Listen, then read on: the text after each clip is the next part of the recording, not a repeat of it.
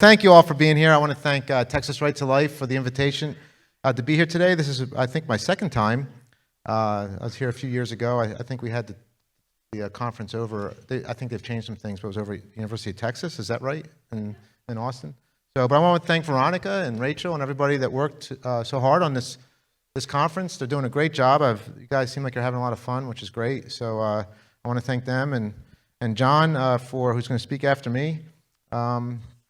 For, as I said, for the invitation to be here today. It's really an honor and a privilege to be able to speak about my sister's case, but also really kind of what we're confronted with today. And I came up to listen to Dr. Gray earlier today, and she was wonderful. I learned the assisted suicide issue and this issue we're going to talk about today, they really intertwined, but it was really valuable for me to listen to her. It was really helpful, and I learned a lot. She did a great presentation, great job. It was interesting when I was listening to her when she's talking about how we're all connected and how one life really impacts other lives. I don't know if it came to your mind, but the one thing I thought of was It's a Wonderful Life, and what would have happened to Jimmy Stewart. I forget his name George. Yeah, how can you forget George Bailey, right? But I thought of what happened. Where they kind of show what would happen to his life if he wasn't there and he took his life by suicide. So anyway, it was an excellent talk, and I'm really glad she was here for you today. But I'm going to talk a little, obviously I'm going to talk about my sister's case. How many remember Terri's case that are here today? I know it'll be 14 years in March. So it is starting to, it's getting to the point now where people your age really were probably very little because, I'm sure you're in your early 20s perhaps, late teens. So you're very young when this was making the news that it did. And there wasn't social media back then. It was just starting, I think, social media. But nevertheless, it made not only national news, but international news, and it kind of exploded right in front of our eyes. Still don't know why it received so much publicity. But anyway, we're going to talk about that today. I mean, all these exciting topics, like assisted suicide, euthanasia, starvation, dehydration. John's going to follow me with brain death. So guys, you're gonna need some like antidepressants leaving here today. So anyway, but I do it every day and kind of get numb to it, unfortunately. But I've seen people ask me all the time since Terri's case, do you think if things have gotten better? Has it woken up the general public to the fact that we're actually starving and dehydrating to death people with disabilities? Because it seems to me, and our families certainly didn't know it was legal, and I'm sure many of the people that were watching what was happening, my sister didn't know that it was legal, but it was in fact illegal. It's still legal, and perhaps we would think it would get better after watching someone this happen to them, and it hasn't. In fact, it's getting worse, and I think and I don't know. We do our best to kind of raise awareness and educate the public, but there's so much confusion out there, and I think many people in our public today are kind of buying into a lot of what Dr. Gray was saying today. We're buying into this notion that based on someone's suffering, we can accept killing these individuals. So I'm going to get more where Dr. Gray kind of talked about assisted suicide and euthanasia. I'm going to be more specific, talk about my sister's case, our family, what we went through, the work that we're doing now. And I think I'm just going to spend say most of the time talking a bit today, kind of what we're confronted with, what you're going to face, I think, as you go through the education system, the media. I think we're all seeing the one thing, whether you like President Trump or not, the one thing he has exposed is really the corruption and the bias in the media.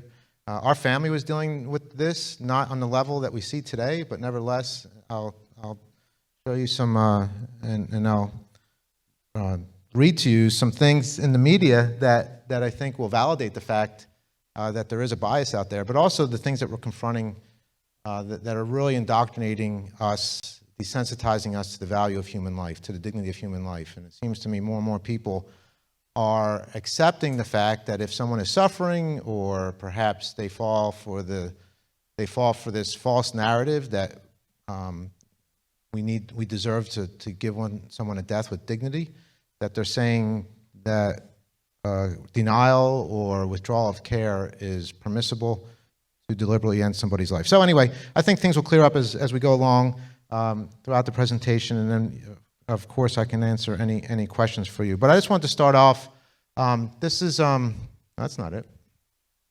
This is in response. My sister died on March 31st, and I'll talk more about that a little later, but my sister died on March 31st, 2005. And in response to my sister's death and what our family went through, we decided to continue our work trying to advocate for families that were confronted or faced with what our family was faced with.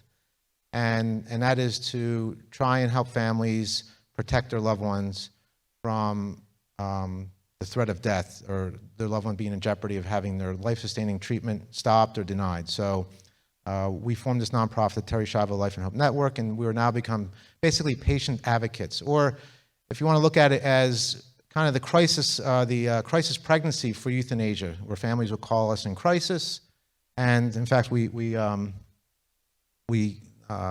started established a national crisis lifeline where families will call us if their loved one was in a threat of having their care or treatment stopped or withdrawn. So that's kind of what we've been doing the last 14 years. And as I kind of alluded earlier, from what we're seeing, things are getting progressively worse, sadly to say, and I think you'll see why for some of the reasons in a moment. But let me just step back for a second. Does anybody in here have a loved one or someone they know with a severe disability? Okay, not too many. All right. So you might be able to kind of maybe understand a little bit about what we're talking about here today. But nevertheless, so we started this nonprofit. Since we've been doing this work, we've been traveling around the country and even internationally to try to do our best to talk about this issue and let people know what's happening. But most importantly, we've been helping families, and we receive anywhere from 10, 15, 20, sometimes more, families that call us in crisis that need help. So we use our resources to try and help them remove the threat, try to help their loved ones get the treatment or the care that they're requesting. In fact, we're dealing with a case right now in Arizona. Maybe I can talk about it a little later. But nevertheless, let me just give you an example of some of the cases. These are some of the cases we've worked on in the past and some of the faces of the families and the individuals that we've helped.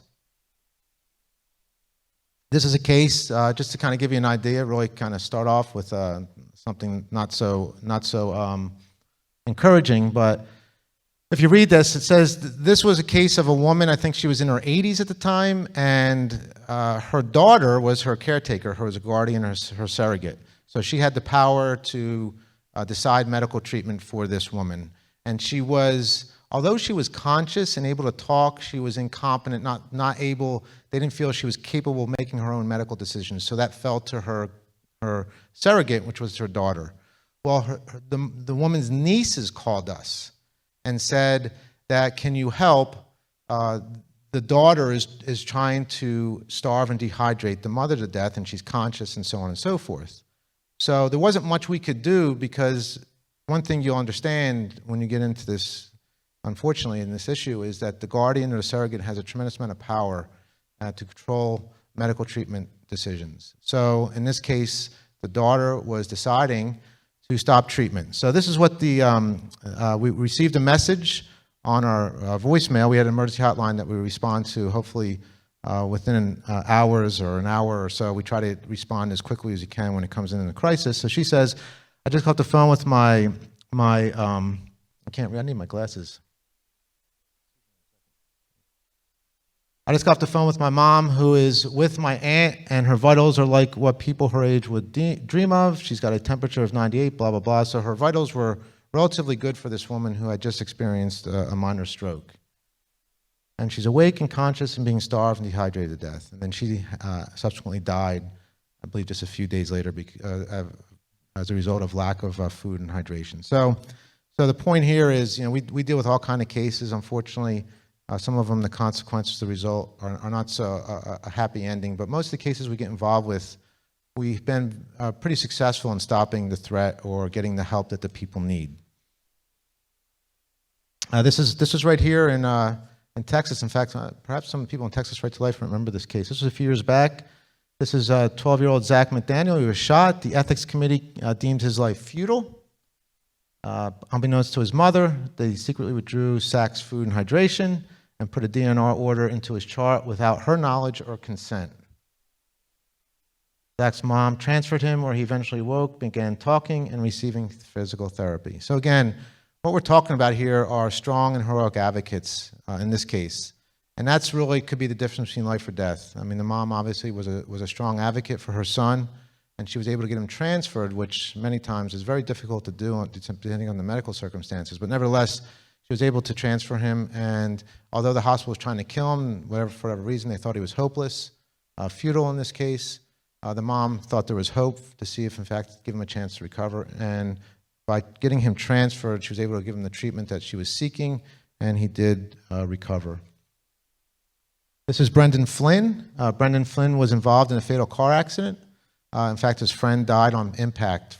Brendon, this was up in upstate New York. Brendon was medvaced to a local hospital, and the doctors basically gave up on him and told his mom to put him in a room and let him die, to stop all treatment. And they said even if he did survive, they thought he had a 0% chance. If by some miraculous, some miracle he did survive, they believed he would be in a nursing home the rest of his life. His mom said, no, you're going to do everything you can to treat my son. So they continued treatment. Today, this is actually an outdated picture. Brendon has 4 kids now, him and Nicole. They met in rehab. Nicole was involved, a driver was texting and hit her when she was walking. So she was in rehabilitation for a brain injury herself, and so was Brendon, and that's where they met and they had a baby. So they are now public speakers. They go out to high schools primarily and talk about their experience and how the hospital was trying to euthanize him, and his mom stepped in to stop it from happening. So these are some more of the encouraging cases, and if I get to it at the end, but we post on our website, lifeandhope.com, and I try to post stories almost daily, stories of recoveries where these individuals were giving no hope, no chance to recover, and basically the story proves the fact that the doctors were wrong. And this, if many times, if just given the chance for these people to receive proper treatment, they have the capability of recovering. This is my sister. This is a picture just before her collapse. It's actually a painting of a picture that was taken of her. She was born in 1963 when she was 26 years old, February 25th. I forget if it was February 20th, 25th. Nevertheless, she collapsed at home with her husband, Michael, at the time. And when she collapsed, she went several minutes without oxygen to her brain. Many of you know if you stop receiving oxygen to the brain, depending how long it is, you experience brain injury. And Terri experienced a very severe brain injury, so much so that from that moment on, she became dependent on others 24 hours, 7 days a week. I won't go into all the details of her condition and what happened and initially, but all I will say is that within a very short time at the hospital, I think within 2 weeks, maybe a month, Terri was only being sustained by food and hydration through a feeding tube. She had difficulty swallowing because of her brain injury and therefore needed a feeding tube to receive her nourishment and hydration. But that was the only thing keeping her alive. And I say some of the, I try to give clarity on my sister's condition, and I wish I had more time to talk about it. And the reason I do this, and the reason I like to give you some of the facts of my sister's case is because it's still coming up in the media. Even today, I mean, I do a Google search daily on my sister's case or my sister's name just to make sure, I want to read what they're saying about her, because it's being taught in ethics classes, it's being taught in law schools, it's still being brought up in the media as it was just, actually it was today because they compared it to a case of a woman, a different situation. But nevertheless, and whenever I read these articles, it seems to me that more times than not, they're always portraying her condition or the situation, her case is inaccurate. In fact, please don't go to WikiLeaks, or Wikipedia. Please don't source that. If you want to obtain information or research my sister's case, go to terrischiavo.org, because we put all the legal papers up there. We put all the doctor's affidavits. Wikipedia is rife with inaccuracies. In fact, interesting story, I went in there and I tried to make changes to it to portray an accurate portrayal, to clarify some of the things that were said about my sister that were inaccurate. And when I made the changes, I would come back a day later and they would be changed back to what they were, the facts or the information I was trying to change. So nevertheless, this is why I always try to go over Terri's case. She was not brain dead. She was not in a coma. She was a woman with a severe brain injury. In fact, if she were alive today, she could be here with us. All we needed was a wheelchair. We could take her anywhere. We can transport her anywhere with us. She was a woman who had a severe disability, had difficulty swallowing, and needed a feeding tube in order to get her food and hydration. And for that, she was killed because her husband, Michael Schiavo, who was her guardian, and he was her surrogate, so he had full control over her decision-making, over her medical care. He decided after he met another woman and was living with this woman, who he eventually had 2 kids with, while still being married to Terri, he felt as though he basically came to the point where he didn't want to care for her anymore, and he petitioned the court to receive permission to take away Terri's food and hydration, which he was successful, went through the court system. We were fighting with Michael in the courts for the better part of 10 years, and it was a protracted legal battle, and that's where, if you look up Terri's case, it'll mostly be portrayed as a legal battle, which it was. So, but nevertheless, after this long battle, our family was unsuccessful. We were intervening to try and stop this from happening. So we were unsuccessful. Our only intention was to bring Terri home and care for her just the way she was. We loved her with her disability, and we thought it was heinous. We thought it was inhumane to even think about starving, dehydrating someone to death. In fact, we didn't think that Michael would at all be successful because we didn't understand the laws, and we didn't understand what we're up against and the people that were fighting to enter life, which you're going to see here in a few minutes. So we were unsuccessful, and on March 18th, Terri's feeding tube was removed, and for the next 14 days, almost 14 days, we had to walk into a room and slowly watch her starve and dehydrate to death, which I'll talk about in a moment. But why is, I always try to, Terri, the only pictures of Terri we saw in the media were the ones after her accident, after her brain injury. And I always like to show pictures of Terri before her accident. So this was her growing up, and I had one younger sibling, Suzanne. She was a few years younger than us. Terri and I were 13 months apart, and we had we grew up outside of Philadelphia, and we were close. We're raised Catholic. I went through the Catholic parochial system, a very close family. And in 1984 or 1986, my apologies, 1986, we moved to Florida. Our whole entire family, my mom and dad moved, and we followed them. So we're all living in Florida in 1986, and then it was 1990 when Terri collapsed, and she had just been married a few years. But these are just some pictures of her, and that's our whole family, my mom and dad, and this was at my graduation. Terri was a huge animal lover. Just to give you a little background on my sister, she loved animals. She always talked about being a veterinarian. She always wanted to work in a zoo. Her room was full of stuffed animals. I remember when our Labrador Retriever that we had collapsed. We didn't know at the time, but he had a brain tumor, but he collapsed. Terri went down and started trying to give him mouth-to-mouth resuscitation. So she just had a huge passion. In fact, one of the stories I always like to tell is she had just started driving, and she came home from wherever she was, and she went into our neighborhood, and she came into the house, and she was crying. I mean, we couldn't calm her down. She was crying so hard, and we said, I was there with my dad, and my dad's friend was there at the time too, and I said, "What's the matter, Terri?" She said, "I think I just hit a cat," trying to get what she was saying through her tears. So my dad and his friend left the house to go see. My dad asked, "Well, where was it? We'll go see if it's hurt, we can help it." So my dad left, came back, and he had been gone quite a while. He came back and he said, "Terri," and Terri was just crying the whole time. And my dad said, "Well, Terri, you must be wrong. You must have missed it because we looked everywhere. There was no cat around anywhere. Fortunately, you thought you might have hit it, but you missed the cat." So immediately Terri calmed down, and she was, so happy that she didn't hurt or kill a cat. So I remember she left the other room, and I said to my dad, I said, "What took you so long?" He said, "Well, we were burying the cat."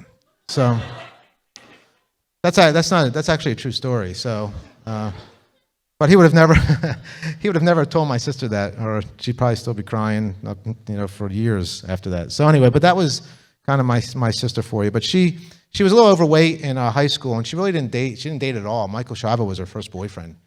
They met in community college, and she had lost a lot of weight, and she really blossomed physically into a beautiful young lady. And she was also just a fun person to be around. She was shy, but she always would laugh at herself, and she was just a happy person and a good person to be around. This was Terri just after her accident, and this was when she was receiving rehabilitation. Back before Michael decided to end her life, she was getting aggressive therapy and rehabilitation, and she was starting to improve. In fact, she was starting to say words. And these are in her medical records where the nurses were encouraged because she was starting to respond to the rehabilitation that she was receiving. Unfortunately, just a short time, I think it was a year and a half after her collapse, was when Michael decided he was going to go on this mission to end her life. he stopped all rehabilitation, and she was basically abandoned and neglected until her feeding tube was removed. So she deteriorated significantly because she was basically not receiving any therapy, rehabilitation, not even range of motion. Any of you that know someone, as I said earlier, with a severe brain injury, the one thing they need more than anything is constant rehabilitation therapy. And as soon as you deny that to them is when they start to deteriorate. And that's unfortunately what happened to my sister. So, if we can go, I just want you to show you a picture. If you can just hold it for a second. This is me introduce the video. This video you're going to watch is in 2002. And again, I like to show you these give you a portrayal of my sister, which is contrary to what you'll read in the media. And this is very important because I don't know where you'll go on to college and study. Perhaps if you'll be in and decide to say be a doctor, and there's a good chance you're going to get into ethics classes or law classes, and they're going to discuss my sister's case. And I want you to understand that what you might hear or read in these classes or wherever, even in the media, is probably going to contradict the stuff that I'm saying and showing you today. This is a video of my sister in 2002. If you read the media, you would think that my sister was brain dead, was unable to respond, unable to communicate, unable to follow commands. And it's absolutely untrue. It's interesting to me when we released this video of my sister's, and these are under doctor's examinations, again in 2002, just a few years before she died. It's interesting how the media never would disclose or report that these videos existed because they knew it would contradict the narrative that Terri couldn't be helped, that she wasn't responsive, and the fact one of the things that was so the neurologist that was examined Terri was really extraordinary in this video that you're going to watch is the fact that in 2002 she had been basically abandoned and without rehabilitation therapy for 10 years now. And she was still, you'll see in this video, that she was quite responsive. And what you're going to hear is the neurologist asked Terri to follow a command. And this was significant in a court case, which I can't really get, I don't want to get into the weeds of the court case, but nevertheless, it was very important to show that Terri did have the ability to follow commands to try and stop this from removal of a feeding tube from happening. So if you want to watch this video, you'll hear a voice that's a neurologist asking Terri to do something specific.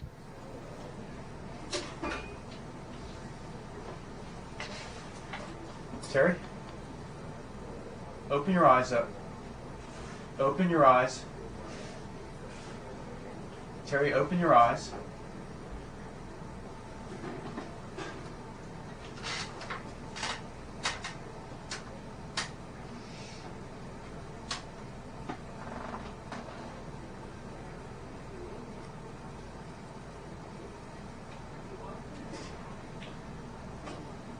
There you go. Good.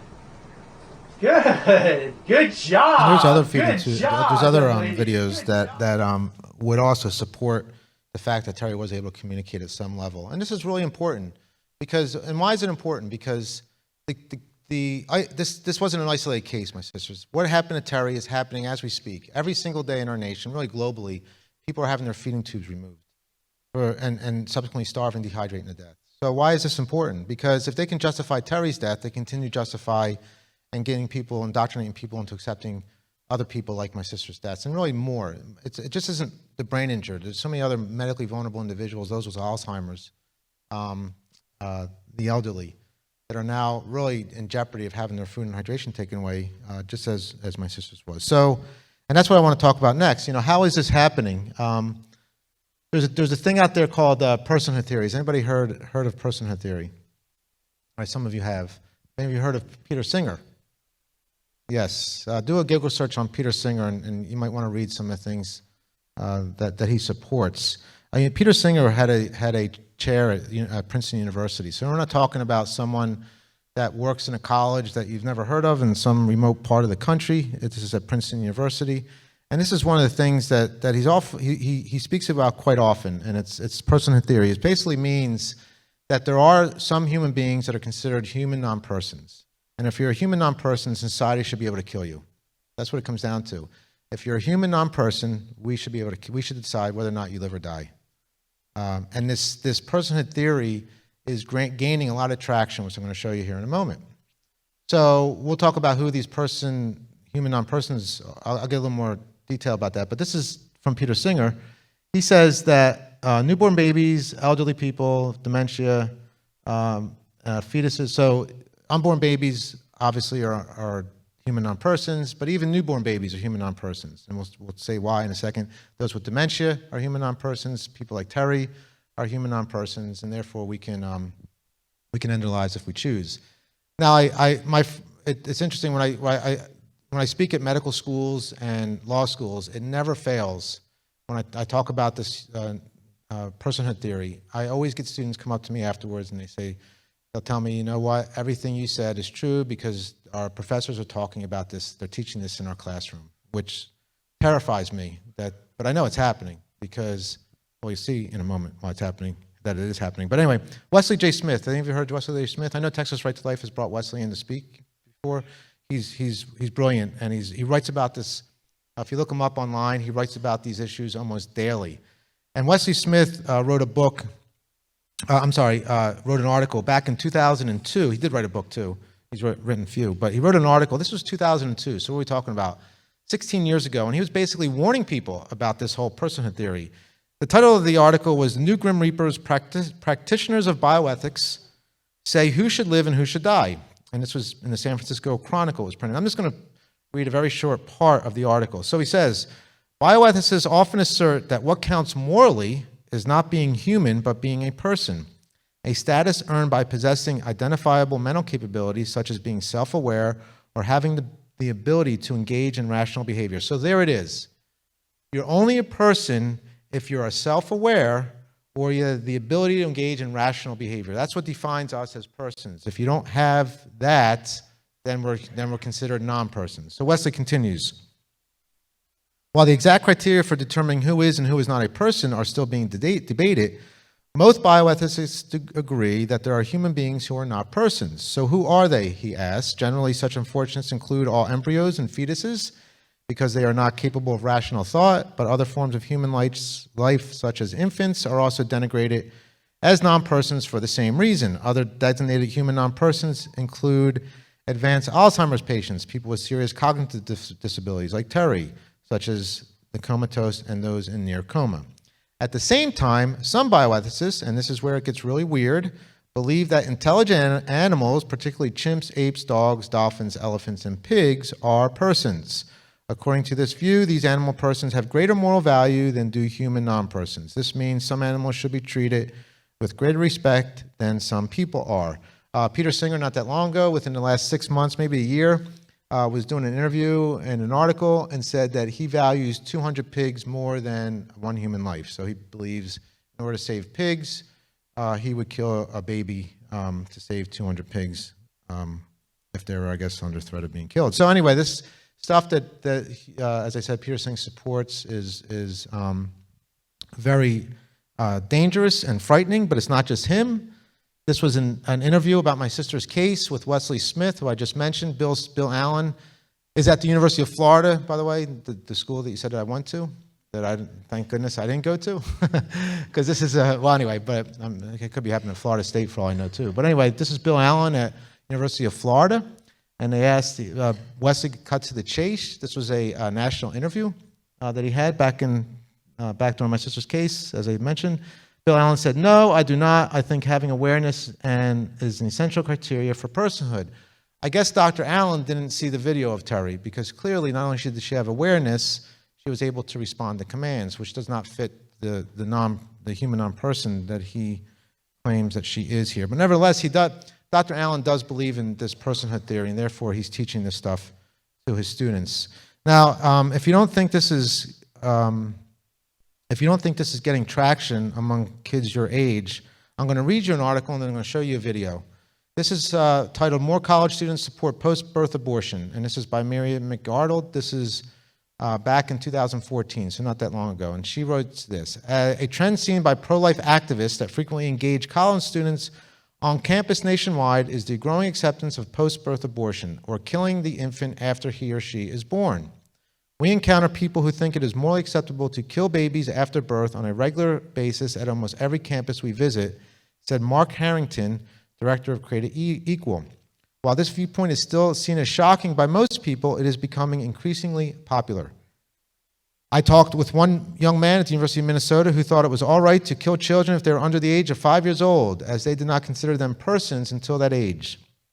There is this notion that is common on campus that it is okay to kill babies because somehow we don't become human until we are self-aware. A common number that is going around is 4 years old.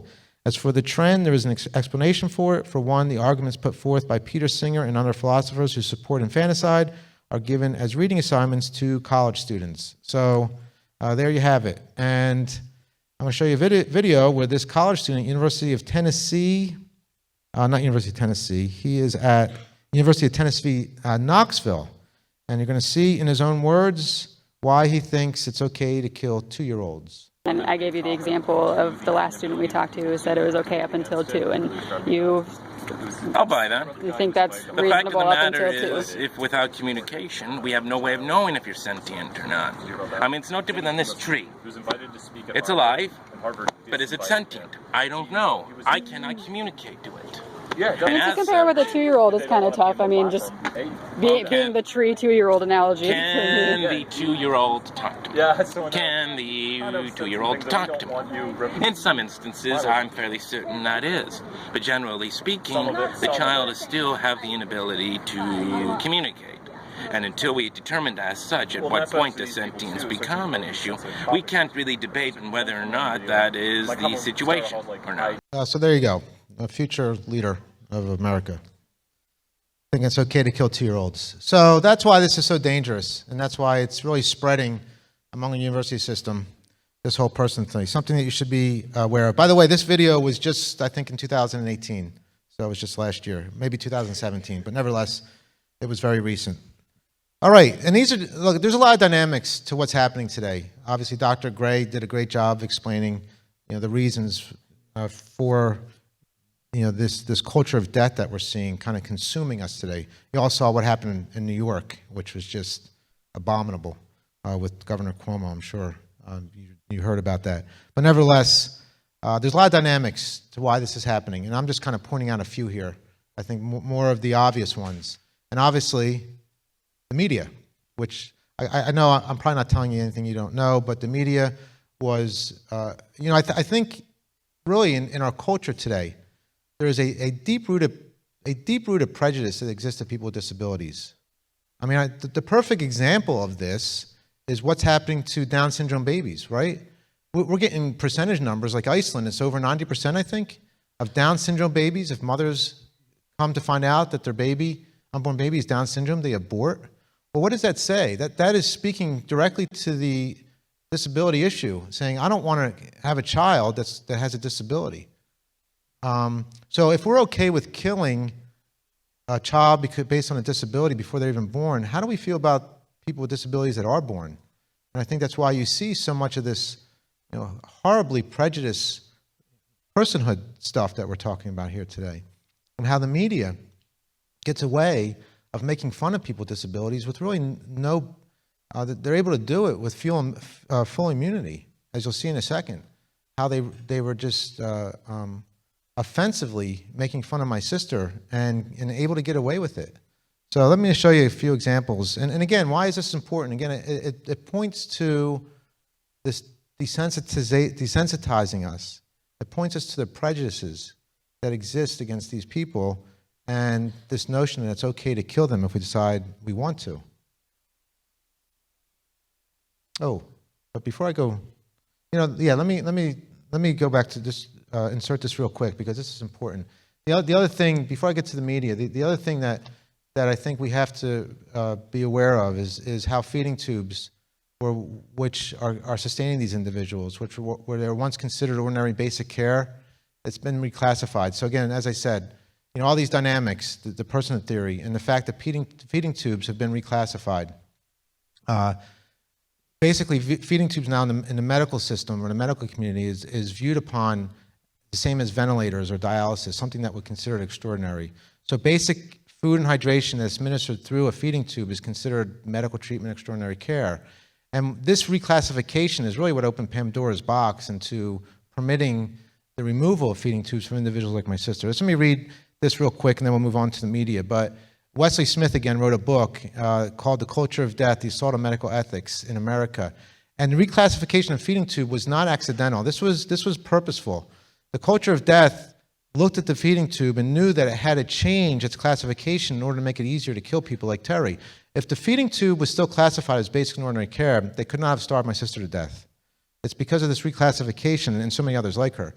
But it's this reclassification that permitted this to happen. And Wesley wrote this. He said, defining artificial nutrition as treatment instead of human care, artificial treatment meaning, he has that in quotes, meaning food and hydration through feeding tubes, as treatment instead of human care was a crucial step in the development of the culture of death. According to Smith, as far back as the early 80s, bioethicists began to debate out loud whether or not the profoundly disabled and frail elderly were living too long. They would write about it. Are people with disabilities and the elderly living too long? The bioethics movement. And in particular was bioethicist Daniel Callahan, who saw the feeding tube as a serious hurdle, boldly stating that changing its classification from basic care to medical treatment would be, and get this, the only effective way to make certain that a large number of biologically tenacious patients actually die. So they knew that they needed to change this in order to have the capability of removing food and hydration from individuals that were living too long. So, these all things were kind of happening, and they were happening very stealth. I mean, under the radar, where laws were changing and regulations and compliances were changing in the medical system, and before you knew it, people were unaware that these changes were made. So they would go into the hospital or wherever they would, and they would be denied or withdraw treatment, and it would all be permitted and legal. So it's something that we have to keep in mind when we understand what's happening in our medical system today and why so many people are at risk. So back to the media, and that's important though. I don't want to gloss over the importance of this change of feeding tubes from basic and ordinary care to medical treatment. A side note, incidentally, the Catholic Church does not recognize food and hydration as anything but basic and ordinary care. In fact, John Paul II came out with an allocution in 2004 for our Catholics in here, clarifying the classification of feeding tubes as basic and ordinary. So if someone needs a feeding tube and they are not dying and are able to assimilate or metabolize feeding tubes, then we are morally obligated to provide that for them, okay?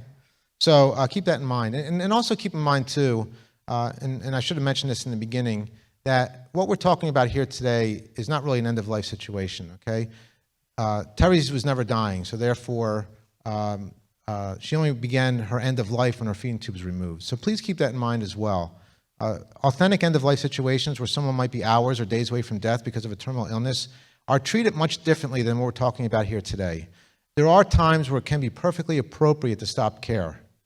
But when the case of where someone's only being sustained by food and hydration, and again, they're able to assimilate it, meaning they're not rejecting the food and hydration, then we are obligated to provide that for them. It's that simple.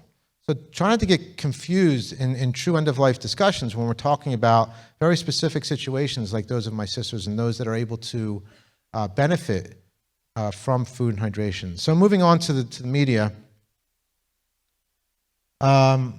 This was a DJ in a shock jock, I guess you'd like to call him, in Florida. And during my sister's case, he was very popular. I think he's still on Sirius Radio. I could be wrong. But he had a huge following, millions of listeners. And he would bring up my sister's case quite often when it was back and it was in the news. And this is how he would refer to her. I don't know why he chose to use this vulgar description of my sister. He's a vulgar human being. I'll tell you, somebody may have heard of him. His name is Bubba the Love Sponge. Hopefully you haven't. But nevertheless, this is how our family had to deal with this person describing my sister when we're in the middle of this fight with Michael Schiavo. And again, it comes back to this, I think, the prejudice that I believe exists against these individuals. The next video I'm going to watch, I'm sure you're all familiar with The Family Guy, correct? The Family Guy is particularly frightening because their demographics are your age, high schoolers, college students. And this was in 2010, 5 years after Terri died. In fact, it was just someone just told me, I think 2 weeks ago, that they saw this because it's in syndication, as you know. So they're constantly playing the reruns. So I want you to watch. They did an episode. They introduced an episode, and the topic was my sister.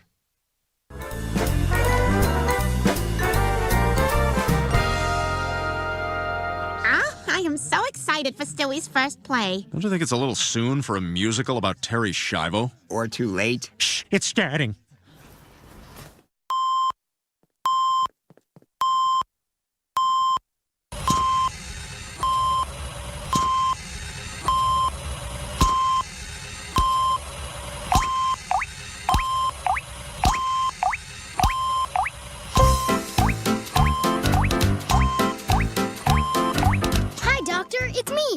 Schiavo. How's my wife doing? She's a vegetable. I hate vegetables. Don't worry about her, Mr. Schiavo. She's being kept alive by medical science. Gee, look at all this stuff. How does it all work? Well, I'll tell you. This one keeps her liver clean. This one checks her pee. How about this one over here? Oh, that's just the TV. Ha ha ha! This one checks her heart rate. This one checks her veins. And this dispenses gravy for her mashed potato brains. Oh, oh, oh, Terri Schiavo is kind of alive, oh. What a lively little bugger. Maybe we should just unplug her. Terri Schiavo is kind of alive, oh. The most expensive plant you'll ever see. There's only one solution. It's in the Constitution. We've got to pull the plug. There he is. Quick, Peter, grab the video camera. All right, all right. So yeah, you can imagine the first time I saw that. Imagine if that was your brother or sister in this condition, and they didn't even portray her accurately. She wasn't hooked up to all types of machines, like they say in that, and it's not in the Constitution either. But it's horribly offensive. But I think you can see the dangers. It's not only offensive to Terri's memory and my family, but also all the other families out there that are caring for people with these profound disabilities. But today, I mean, you can get away with making fun of people with disabilities and get away with it, as Seth MacPherson did in this video. So anyway, if you do support the Family Guy, maybe you'll think again before you watch another episode. It's just it's a terrible show. So anyway, I could be up here 2 hours and give references to the media, different accounts of Adam Carolla. Do you know Adam Carolla, the comedian? He wrote a book, came out in 2014, and wrote something horribly offensive in it about my sister as well. So it's just like ongoing.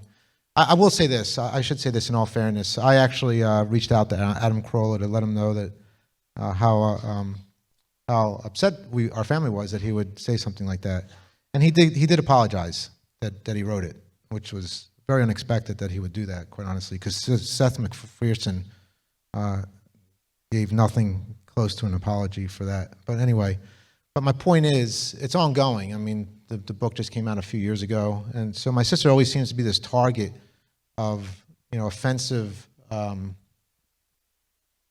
making fun of in very offensive ways, and it's just offensive not only, as I said, to my sister, but people with disabilities in general. So what happened to Terri? Is this a death with dignity? And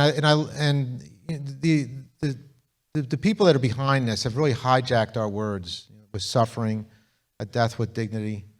We need to be reminded what dignity is and how it's God-given. We don't lose it. You can't die without dignity because it doesn't. It's something that doesn't change because of our physical. If we experience a physical disability, the dignity we have never changes. So this whole death with dignity notion is false. My sister died barbarically and inhumanely. It was anything but a death with dignity, which I'm going to talk to you about in a second. So, and I'm kind of want to close with this today, unfortunately. But the dignity of a person is rooted and created in the image and likeness of God. So therefore, as I said, we can't ever lose our dignity, which some might make you believe that we can.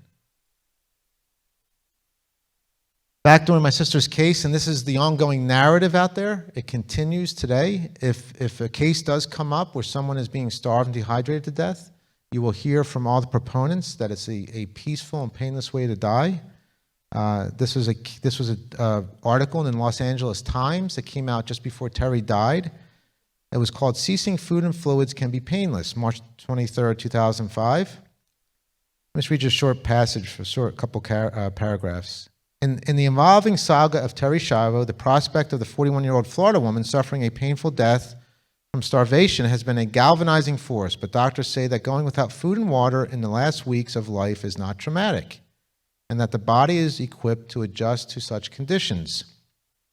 Doctors say Schiavo, who hasn't had food or water since Friday, has been in a persistent vegetative state for 15 years. She wasn't, incidentally, but that doesn't matter. Which they say makes it impossible for her to recognize pain.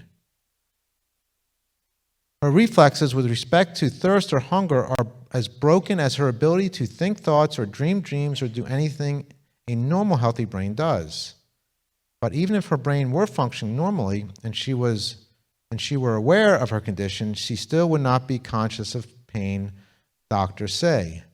This is completely contrary to the experience my family had walking into that room for 2 weeks. It's a crime, felony crime, if you starve and dehydrate an animal to death, and we don't even do it to our most heinous criminals on death row because of its inhumanity. These are pictures of Auschwitz or concentration camp victims back during the days of the Nazi, when the Nazis formed these camps. And people would ask me, what did your sister look like during those 2 week period where she'd been dehydrated to death? And the only thing I could think of to come close to comparing to what my sister was going through was the pictures from these concentration camps. Well, in 2015, 10-year anniversary of my sister's death, I got tired of this stuff constantly being kind of thrown at us. And this is Michael Schiavo on Larry King Live during my sister's case. And he even said removing somebody's feeding tube is an easy way to die, very painless, and it doesn't bother me at all. Well, he was the one doing it, so why would it, I guess, right? So I had to do it with my own parents. I don't know that that's true or not. I knew Michael's parents. I know that they had passed away, but I don't know if he was just saying that just to support the fact that he was now doing it to Terri. It's hard to know. But I got tired of this. And this was George Philos. This was Michael Schiavo's attorney. And this was, I think, 2 or 3 days before Terri's death. And he came out and did a press conference and said, frankly, when I saw her, you can read it, she looked beautiful in all the years I've seen her. Never seen such a look of peace and beauty, whatever he said, on her face. Well, I wrote an article with a picture, I'm going to show you in a second, in 2015. You've heard of lifenews.com, Life News? Yeah, the article was published there, and this is just part of it. I said, these are the hard facts my family and I will have to live with for the rest of my life. After almost 2 weeks without food and water, my sister's lips were horribly cracked to the point where they were blistering. Her skin became jaundiced with areas that turned different shades of blue. Her skin became markedly dehydrated from lack of water. Terri's breathing became rapid and uncontrollable as if she was outside sprinting. Her moaning at times was raucous, which indicated to us the insufferable pain she was experiencing. Terri's face became skeletal with blood pooling in her deeply sunken eyes and her teeth protruding forward. Even as I write this, I can never properly describe the nightmare of having to watch my sister have to die this way. What will be forever seared in my memory is a look of utter horror on my sister's face when my family visited her just after she died. And I got a hold of a friend of mine who was pretty good at creating images, and the best of my recollection, I gave him an account of what my sister looked like just after she died, that face that would be ever seared in my memory of what she looked like upon her death. And this is just his rendition of that as best that we can come up with. And please let me tell you, well, 2 things. I'm sorry for the graphic nature of this, but also, it wasn't this, it was much worse, if you can imagine, from what this picture, how it portrays her. And that completely contradicts what the attorney was saying, what these doctors were saying that were quoted in the Los Angeles Times. It's still today when I sit here and I give these presentations, and it reminds me of all this stuff. How this is happening every day. We're dealing with a case now in Arizona. The mother sent me pictures, and her boy is being starved and dehydrated to death. And she has I'm surprised the hospital let video, because we weren't we were not allowed to have videos or cameras in my sister's room. They're letting her take videos. If you go to my Facebook page or the Terri Schiavo Life and Hope Facebook page, you can see the video, and you can see the effects of what's happening to this young boy and how emaciated he's becoming. It's just truly barbaric. And our healthcare system, which is set up to help and heal, and doctors are supposed to heal, are now deliberately starving and dehydrating people to death. I don't know how to explain how it's like a world gone mad. I don't know what was more difficult, walking into a room and watching my sister die this way, or having to watch my parents walk in and watching their daughter have to die this way. It's something no family should ever have to witness. My dad, who never recovered from my sister's death, in fact, he died a short time after from Terri dying, he told me personally, privately, that he would never be able to forgive himself for not being able to protect his daughter from dying this way. And my father died that way, with that on his heart. And Terri's death affected many people, and it will continue. Just the horrible nature of her death, and so many people are dying that way today. And that's why we do what we do. That's why we try to advocate for these individuals and these parents, to prevent them from having to experience just a horrible and cruel death, where many times it's needless. If you go to our website, lifeandhope.com, and you click on one of the news stories, it'll take you to a news archive. If you put in stories of recovery, you'll see the hundreds of stories that we've posted of where and please don't, I'm not trying to paint a picture that doctors are terrible, and we deal with doctors and nurses all the time that are wonderful, pro-life, are doing everything they can to give the best care to individuals. So please don't, I don't want you to think that I think all doctors are supporting this stuff, or are behind this stuff. And there's some wonderful facilities out there. But it seems to me there's a shift occurring. If you had to explain it in one way, in a very simple way, the healthcare administrators today are putting the hospital's best interests first rather than the patient's. And that's where this shift has occurred, I think, in our healthcare system today. Where once we were focused on the patient, and now we're more focused on the best interests of the hospital, particularly the cost, and making sure that the hospital is able to function, in a financially healthy way, at the expense of our medically vulnerable. I think I don't have my watch. I don't know how long I went, but I just want to close. And I'm sorry if I went over, and I'll be happy to answer questions if there's time. In closing, I just want to say this. Let me just put no one should die from lack of food and water. No one should live being thought of as a vegetable, suffering not only from their injury, but also a diminished moral status. And no one should be functionally exiled by a medical system that treats them as hopeless. A fundamental insight about human dignity is that we possess it regardless of our physical or mental condition, and regardless of our stage of life. So I want to thank you again. I apologize for the heavy nature of this topic, but it's why we need you. It's why we need people like you in this fight, really to educate the public on really what's happening in our culture today, and how so many people are at risk. It's just not the unborn child anymore. There's so many countless medically vulnerable that are now at risk. To a very aggressive bioethics movement, a very aggressive movement in our medical system that is finding ways to remove the layers of protection that were once there for our medically vulnerable. And that's why I really applaud you, and I have so much, I really have so much for you guys. When I was your age, the pro-life movement wasn't anything on my radar. So I really admire what you're doing. I can't emphasize enough for you guys to continue in this issue, because from what I'm seeing, we're moving in a very ominous and very dangerous direction. And you're our hope that this can be changed. And we start looking at life with value in the way that we're raised to support and protect life. So with that, our website again is lifeandhope.com. We have a Facebook page, Terri Schiavo Life and Hope Network. My Twitter account is at Bobby S. Schindler, if you'd like to follow me on Twitter. I post stories on there all the time too. But again, thank you very much. And I don't know if they're answering questions now, but oh, we are? Is there time? Oh, okay.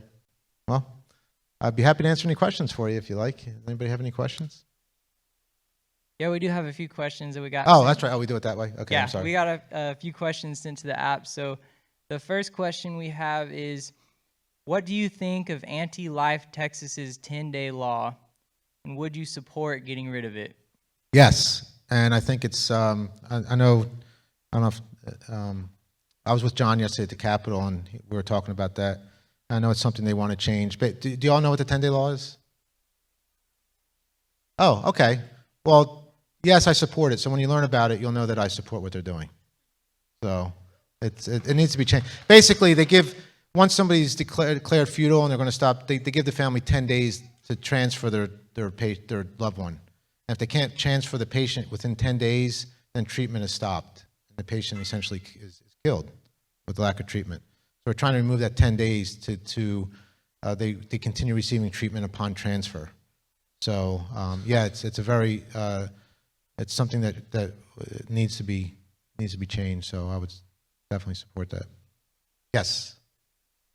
Why do you think many physicians push and allow cases like this to happen? I think perhaps it's what they're being taught in school, med school perhaps. You know, I don't know that it's the ethics of the physicians as much as it is the administrators. I think the administrators are under a lot of pressure, insurance companies. They're trying to find ways to save, because we know there's a serious issue with healthcare costs today.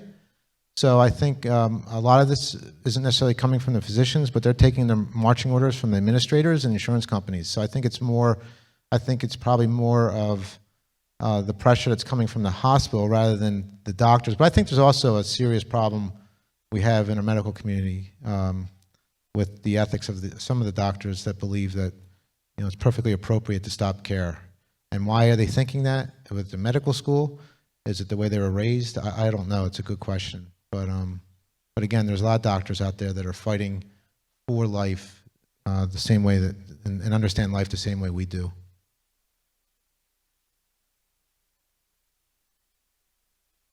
How would you address situations in which a person is unable to financially continue life-sustaining medical care? Oh, that's another good question. You know, that's you know, there's if they don't have the finances to do that, and a lot of times we're dealing with indigent.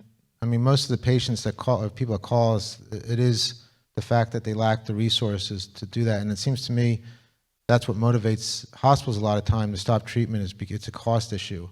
And you know, it's a tough question to answer. You know, there's always ways we can find creative ways to raise money now. You know, there's GoFundMe, there's local churches, there's people that support their efforts, and you know, I know Medicaid and Medicare also can help families that are in these situations, depending on, you know, exactly what medically is occurring. But yeah, our healthcare system has a huge problem when it comes to the cost of healthcare today. And it's something, obviously, we're not going to be able to solve in a short period of time. And I'm not smart enough to know how to solve our healthcare issues when it comes to cost. But I do know this, that we shouldn't target our most medically vulnerable in a way to justify saving money just because they have more complicated medical issues. How should we, as young people, combat this kind of barbaric philosophy? I just want to go back. I said one of the things, it becomes very dangerous when we start valuing money more than we value human life. So, I'm sorry, what was the last question? How should we as young people combat this kind of barbaric philosophy? Oh, God, well, just what we're doing. I mean, I think we all know the dignity and sacredness of life, and we have to educate ourselves. I mean, attending these types of conferences, understanding, what we're confronted with, and how we can, you're never going to change someone's mind by yelling at them, right? Getting into some debate where you guys are yelling back and forth. You can go to the news every night and watch that. Nobody's changing anybody's minds. It's through education. It's through legislative efforts, unfortunately, that we have to change the laws to protect individuals. I know that's not the ideal way, but sometimes it's necessary.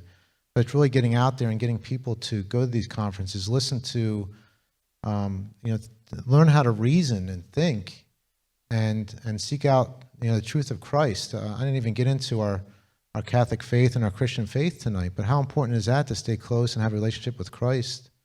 Understand just how valuable life is, and we must do everything we can to protect it, and the power of prayer. But I think I had a reversion back to my faith. I had left the Catholic faith. I was raised Catholic, but the most important thing in my life right now is my Catholic faith, and there's so many things that come along with it. So I think that's extremely important. But we have to continue to educate ourselves and get out there and do what we can to change. I know it sounds corny, but we got to change hearts and just try to show people, like with Dr. Gray, with her great presentation today, and so many others here. While we're here, we have to show people just the insanity, how illogical it is to end life. I know it seems pretty. You look out there. I mean, there is some hope with the abortion issue, but I don't see this issue that way. I think we're really faced with a lot of an uphill battle here and a lot of challenges when it comes to this issue. It's not as I don't want to say abortion is black and white, but it's a much easier, I think, issue to fight than this issue, because this can get the complexities of medical decisions and medical treatment. But nevertheless, we have to do more to protect our medically vulnerable, because this is something that could very easily, if in our lifetime, affect every one of us in this room, either through ourselves or your parents, your grandparents, or they might be confronted with needing to receive certain treatment, or being denied or withdraw certain treatment. We have to get in there and be heroic advocates. That's what this is about. It's being heroic advocates for our loved ones and understanding the laws, understanding the rights patients have if they're in these crisis situations. And that's why we're here. So if I guess I implicitly mentioned it, but if any of you have a problem, your families, please reach out to us, because we'll be there to help you if you need that help.